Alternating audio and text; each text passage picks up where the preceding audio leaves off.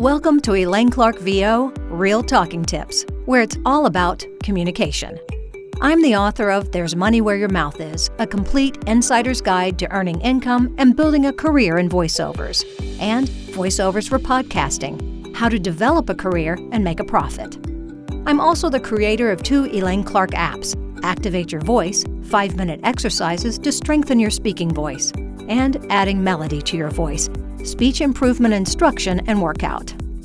This first series of micro-learning lessons is 52 weeks, so subscribe and tune in each week to Real Talking Tips for a new communication lesson. Episode 39, Voice Placement. Use your head voice. Real Talking Tips 39 is the second of 4 voice placement episodes. Last episode, we worked on the strength, breath support, and resonance of the natural mask speaking voice. Now we're going to elevate the voice higher into the head voice. But why? You must be asking yourself. Doesn't the voice naturally get higher when we're nervous, agitated, emotional, intimidated, or uncomfortable? Yes. And it also helps us to appear more excited, youthful, less domineering, and threatening. You see, the pitch of the voice is often associated with social status. Typically, the lower the status, the higher the voice. Consciously or subconsciously, the voice responds to people, situations, and the person's self-confidence. Having an understanding of how the voice changes pitch and placement can be used to the speaker's advantage. For example, an interviewer who recognizes that their guest is uncomfortable can choose to speak in a higher pitch so their voice sounds less threatening or of a higher status or knowledge level, thus allowing the guest to relax, become more comfortable, and speak on an equal level. Or in a live or recorded dialogue where 2 or more speakers have similar voice qualities, consciously choose to raise the voice pitch so the listeners can more easily delineate each individual speaker. While it might be a coin toss for when to integrate the higher tone head voice into conversation, let's work next on how to do it. For a higher voice, use your head voice.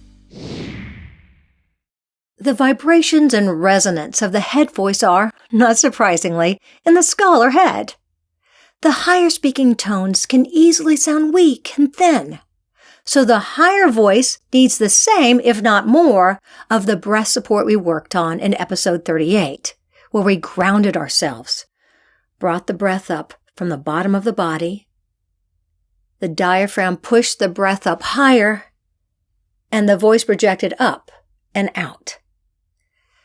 Let's warm up the head voice now. You may want to open your eyes a little wider to help connect the upper part of the face with the higher voice tones. We'll start with the ng, and ong, ong, resonating exercises found in my Elaine Clark Activate Your Voice app. This resonance area takes a bit more work to connect with, but when you do, it helps increase the higher resonance vibrations. Let's elongate those and ong resonators now. Ong. For some of you, the resonance may have been inconsistent, as the back of the tongue disconnected from the roof of the mouth from time to time. That's what makes this warm-up exercise so important. Try moving that sound back and forth on the roof of your mouth.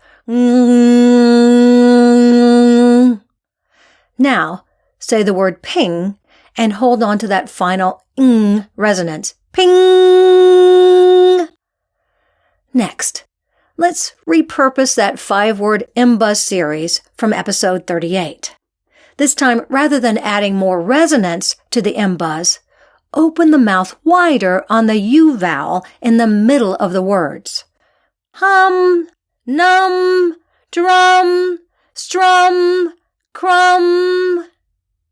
Okay, Let's say you're reading a children's book to a child or performing a high-pitched character voice for a cartoon, video game, or toy.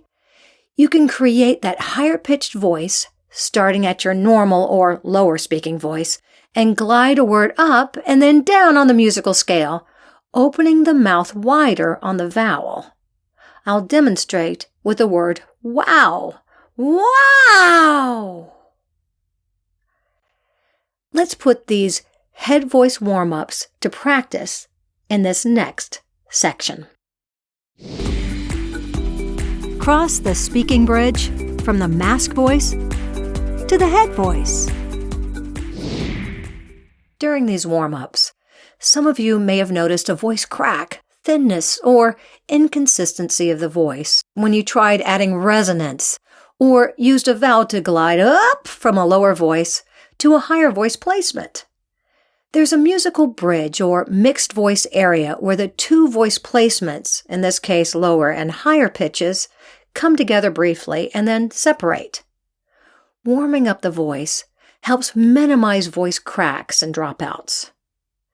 Physical movements can help too, like gesturing upward, raising a hand higher to head level or above, and opening the eyes wider.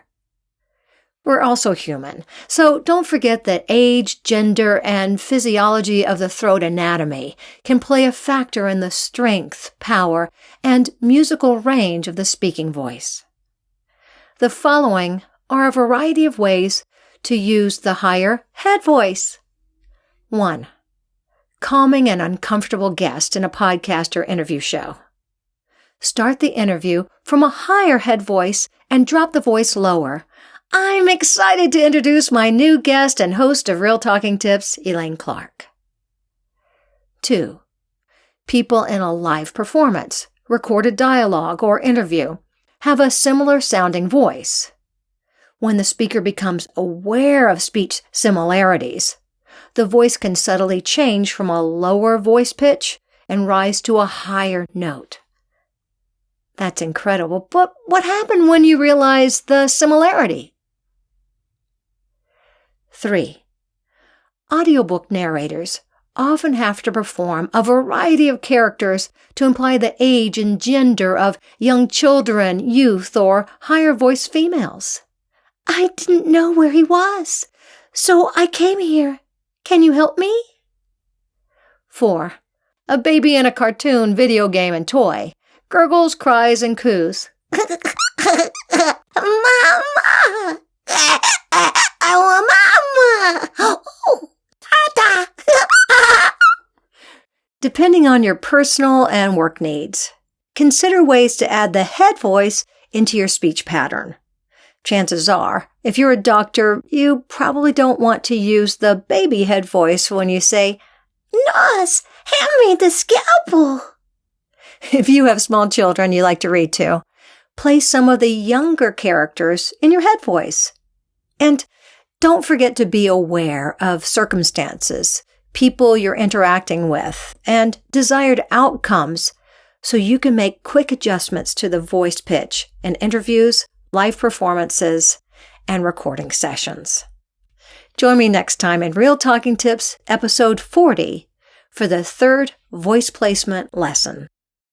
Thanks for joining me on the Real Talking Tips podcast. To find out more, check out my books and apps and visit my website, ElaineClarkVO.com. Let's stay in touch.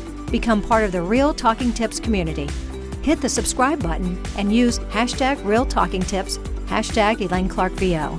You can also follow me on Twitter @ElaineClarkVO, Instagram ElaineClark.VO, and Facebook Elaine Clark Apps and Books. And don't forget to practice. It's all about communication. Go ahead, click the subscribe button.